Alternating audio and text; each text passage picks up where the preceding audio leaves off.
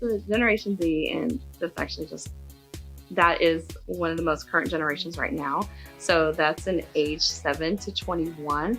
So with Generation Z, we are currently seeing them in the classrooms. Um, they are, again, they're the ones that will never know what it's like to not have technology at their fingertips.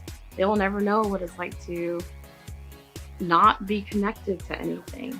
And even with this group, things that were major events in our lifetime, like 9/11, Oklahoma bombing, that's just history to them. It's not a blip on the radar because they didn't go through it. They didn't live that. They weren't around for the fallout from those major events. Even some of the major wars that we've had in the last decade or so, it's just history to them.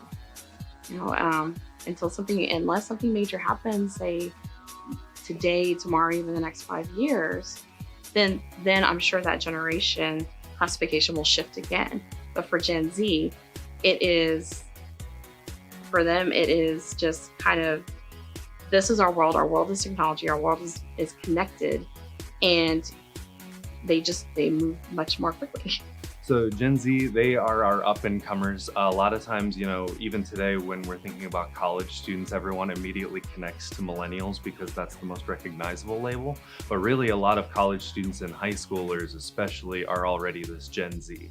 So they're growing up in a post-smartphone, post-9/11 world where, 9/11 is just kind of history to them. It's this nebulous thing that they know impacts their lives, but they can't remember that real emotional attachment to it. As far as communication goes, it's all very digital. So don't be surprised if they're being very casual with wanting to talk about, pay and their schedule and things just via text, which for most of us, and even myself, and I'm only, a couple of years removed from being Gen Z, I wouldn't do that. But it's something that you have to either be very open to the idea of or be very firm in saying that's just not how we're gonna do this. I think that they're very capable of being able to adjust. It's just, again, having those guidelines and just knowing how they fit into your workplace.